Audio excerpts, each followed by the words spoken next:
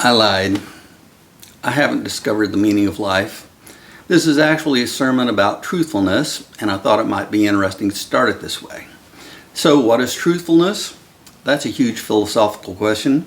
So let's start small. Let's start with the definitions of truth as that which is in accordance with fact or reality. This is the definition that I think of. This is straightforward enough as long as you use critical thinking to evaluate if it is in accordance or not. Also, this seems to be the definition that religions are using in their religious text, but there is another definition for truth. A fact or belief that is accepted to be true.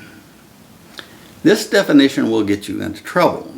Simply believing that something is true doesn't make it true. And the fact that humans use words to convey a meaning gets complicated because words often have multiple definitions. Sometimes people will use the incorrect definition, but oftentimes people use their own understanding of what they believe the words mean. These opening lyrics to the song Foreigner Suite by Yusuf, Cat Stevens, sum it up nicely. There are no words I can use because the meaning still leaves for you to choose. One of my favorite examples of this is from the movie Fisher King with Robin Williams and Jeff Bridges. It's quite intense, but I thought it was an excellent movie. Very funny at parts, but very intense. This movie is important in so many ways, but for this example, there is a scene at a hobo camp. One guy asks another guy, "What do you think about the death penalty?" The other guy says, "Oh, it's definitely a penalty. It ain't no fucking prize." Yeah. Did he answer the question? Yes, but he interpreted the words to the question differently than most people would. But when it's this easy to be misunderstood when you're trying to be truthful, what about a person that isn't being truthful? The propagandists use misunderstandings, and sometimes they generate their own misunderstandings to cause confusion in a person or group to improve their chances of manipulating them. I think the next line of Foreigner Suite is important.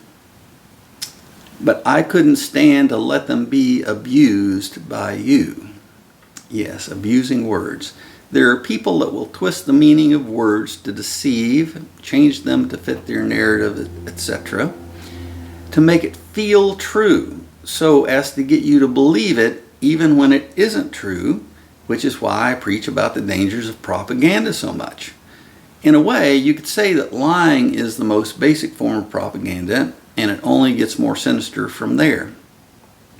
Thus, the need to be able to spot the twisting of words, shall we say. And I believe that is why the world religions have such strong teachings concerning truthfulness. In prior sermons on how different religions reflect the commonalities, I listed the teachings on truthfulness for 12 different religions.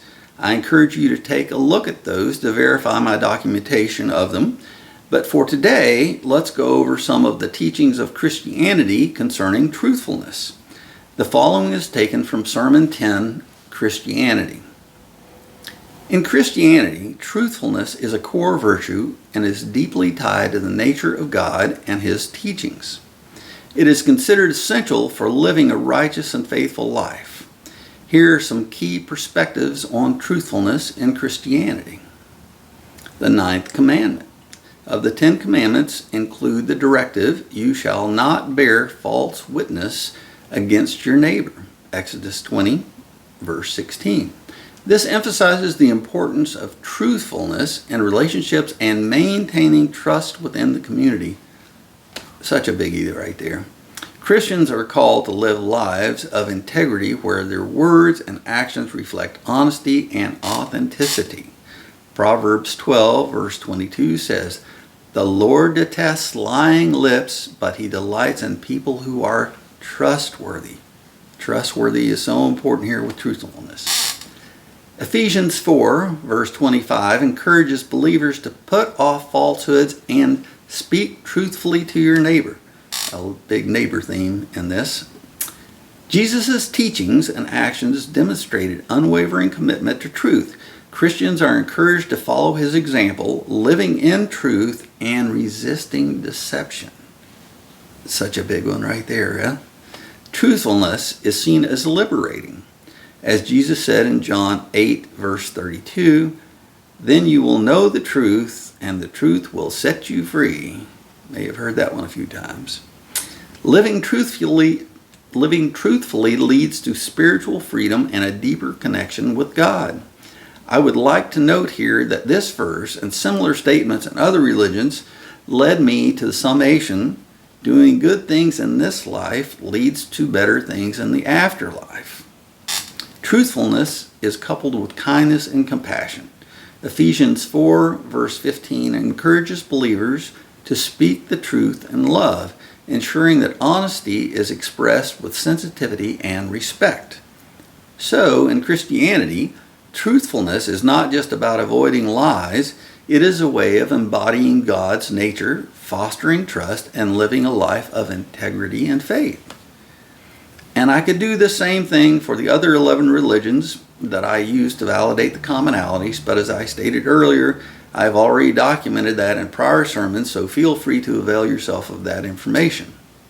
It is important to keep in mind that many of these religious texts were written thousands of years ago, when the speed of communication was very slow. And while the teachings on truthfulness are still valid, in fact I would say even more important today, one of the huge problems of our time is that misinformation and other propaganda techniques are overwhelming truthfulness.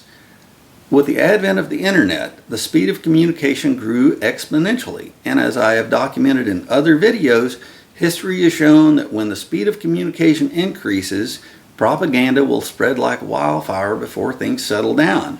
But this time, AI will add even more speed of communication before we can even get a chance to settle down. From the things that I have studied and spent a lot of time reflecting on, the normalization of propaganda is corrupting our ability to think clearly and critically, both as individuals and as a society. And that is why I do sermons on propaganda techniques, because the more you understand them, the less susceptible you are to them. But what do your religious leaders think? Do the leaders of your place of worship ever give sermons on truthfulness? If not, suggest it to them. It would be interesting to get their perspective on how to be truthful in the age of the internet and AI. And with that, I will say, peace be upon you. Oh, and sorry about the clickbait title. I mean, what do you expect from a guy that studies propaganda all the time? Cheers.